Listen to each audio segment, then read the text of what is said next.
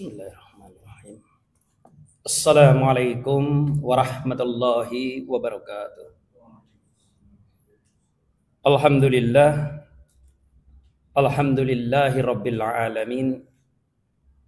Huwallazi arsala rasulahu bil huda wa dinil haq liyudhhirahu ala dini kulli wa kafa billahi syahida. Asyhadu an la ilaha illallah wahdahu la syarikalah wa asyhadu anna Muhammadan abduhu wa rasuluh. Allahumma shalli wa sallim wa barik ala Muhammadin wa ala alihi wa sahbihi wa sallam. Ahwatu iman sidang jamaah salat duhur yang dirahmati oleh Allah Subhanahu wa taala. Pertama, semoga Allah Subhanahu wa taala bantu teman-teman kita PLN yang sedang berjuang di Magelang untuk melistriki peristiwa besar Bapak Presiden. Semoga diberikan kelancaran, kemudahan, keselamatan, dan semua dilindungi oleh Allah Subhanahu wa taala. Karena itulah wajah PLN dan kita berada di sana. Semoga apa yang dilakukan juga sebagai amal ibadah terbaik yang teman-teman berikan kepada Allah Subhanahu wa taala. Selanjutnya dalam kesempatan yang singkat ini saya menggantikan Ustadz yang berhalangan hadir.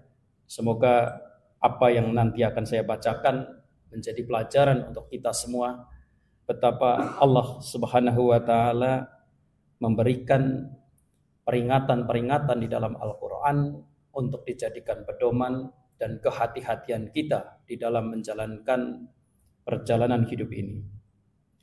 Ayat yang akan saya bacakan adalah di dalam surat At-Tahabun. Dan tentu ini menjadi perhatian kita semua karena kita yang sudah berkeluarga, memiliki istri, memiliki anak, dan itu adalah boleh jadi kesenangan, tapi di sisi lain adalah ujian terberat bagi kita.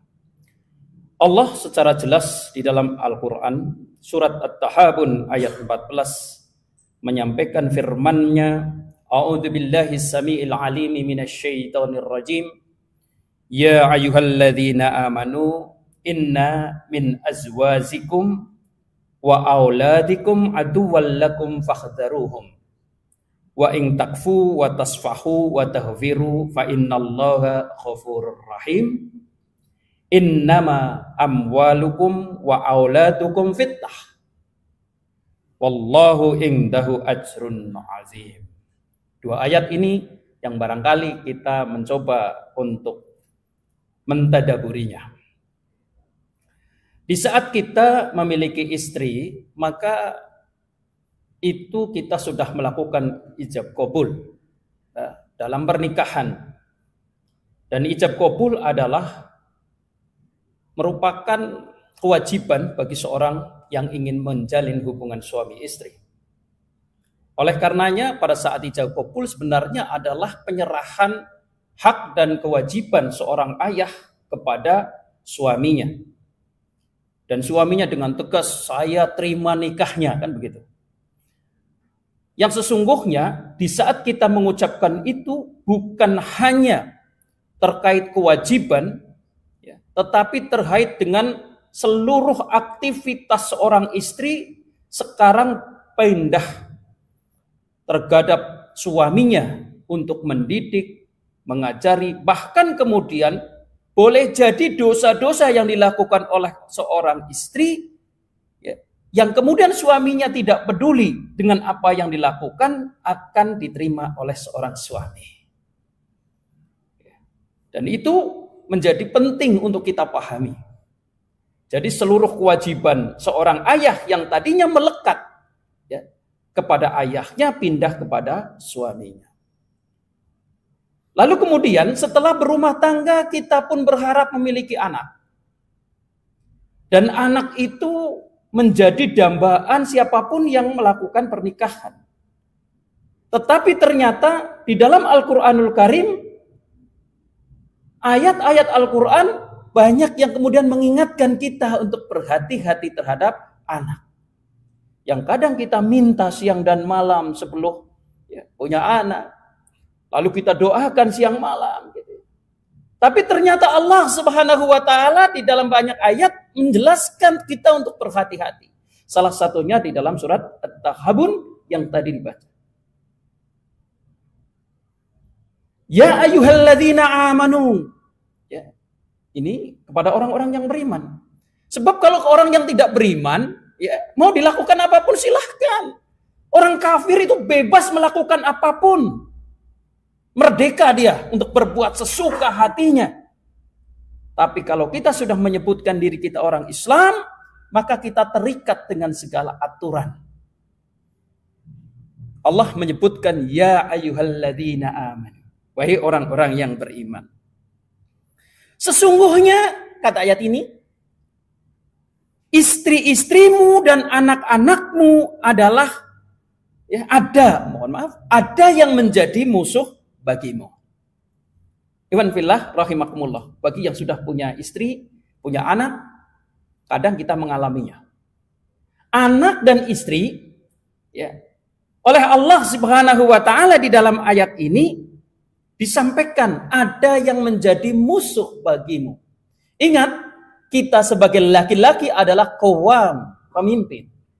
Pemimpin terhadap dirinya, pemimpin terhadap istri, pemimpin terhadap anak, pemimpin terhadap keluarga. Kullu ra'in wa kullu mas'ulun ar-ra'iyyah. Dan setiap pemimpin akan dimintai pertanggungjawabannya. Kenapa Allah Subhanahu wa Ta'ala mengingatkan ini? Musuh bagimu. Karena nanti salah satu di antaranya pada saat nanti di yaumul qiyamah setiap orang bertanggung jawab terhadap apa yang dia lakukan sendiri, dosa-dosanya. Tetapi ada kisah seorang anak yang kemudian yang disampaikan oleh Rasulullah sallallahu alaihi wasallam. Orang tuanya yang tadinya mau masuk surga terhambat karena ada protes seorang anak yang merasa tidak dididik dan tidak diajari agama, sehingga dia tidak kenal agama. Ini salah satu di antaranya. Dan kalau di dunia ini boleh jadi kita, ya, ada yang merasakan di saat kita berujar, berdiskusi dengan istri, wahai istriku, rasa-rasanya saya kepengen sedekah nih. Gitu kan, kita gitu. Berapa sedekahnya? Dilihatnya cukup fantastis. Bagi seorang laki-laki kadang-kadang terpikir tuh. Tidak dihitung tuh. Karena kita kepengen masuk surga kan? Begitu. Tapi di kasar diskusi itu disampaikan kepada keluarga, kadang ada pertimbangan. Yang pertimbangan itu kadang mengurangi nilai sedekah, bahkan menjadi penghambat sedekah itu. Ini yang kadang dialami oleh suami istri. Kalau kita tidak berhati-hati, ya, menjadi gagal tuh niat baik itu. Karena ada keinginan. Ya. Bahkan kemudian masukan yang disampaikan oleh anak dan istri kita. Kadang kecenderungan kita sayang kepada mereka menjadikan kita lupa akan perintah-perintah Allah. Dan itu banyak. Bagaimana seorang suami yang menginginkan anaknya memperoleh pekerjaan yang bagus. Lalu kemudian dengan rela dia bersusah payah mendorong agar dia menjadi pegawai dengan cara menyogok sana, menyogok sini. Lupa bahwa itu adalah larangan. Itu. Ini adalah kehati-hatian yang Allah sampaikan kepada kita. Agar kita hati-hati terhadap anak dan istri kita. Karena apa? Mereka bisa menjadi musuh kita. Ikhwan fillah rahimakumullah. Ini yang harus kita sadari. Harus kita sadari. Karena memang apa? Di dalam ayat selanjutnya Allah Subhanahu wa Ta'ala menjadikan harta yang kita miliki, anak-anak yang kita punyai adalah fitnah, ujian. Maka di dalam ayat ke-15-nya Allah mengatakan innama amwalukum, sesungguhnya harta-hartamu, wa auladukum, dan anak-anakmu fitnah, ujian. Jadi datangnya anak bukan saja menggembirakan kita, bukan saja kita menjadi senang, bukan saja kita punya harapan bahwa besok mendoakan kita gitu ya. Setelah kita meninggal, ada anak-anak yang banyak yang mendoakan kita. Itu harapkan. Tetapi ternyata di samping ada harapan, ada ujian yang Allah berikan kepada kita.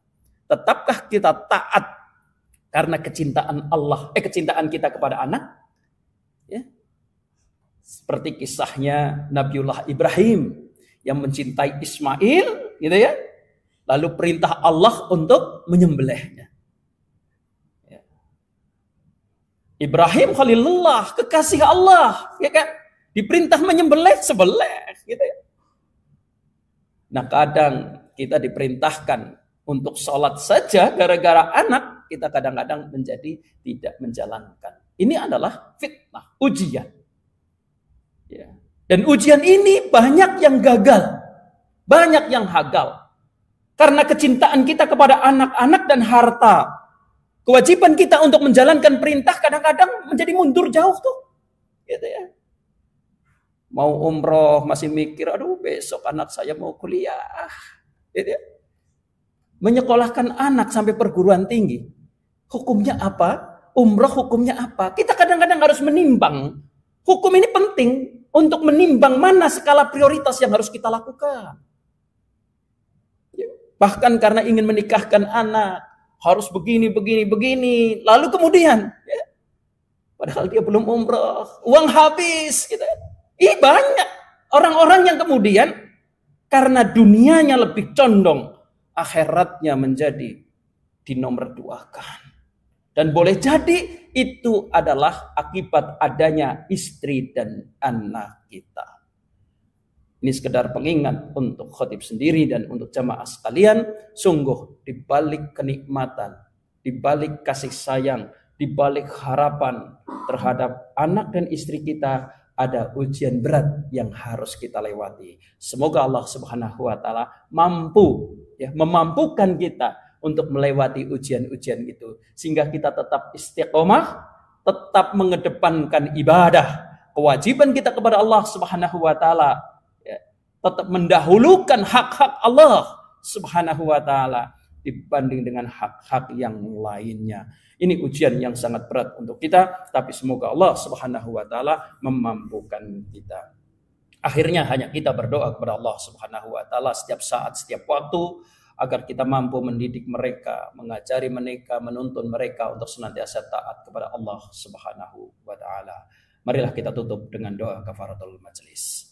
Subhanaka Allahumma wa bihamdika asyhadu an la ilaha illa anta astaghfiruka wa atubu ilaik. Assalamualaikum warahmatullahi wabarakatuh.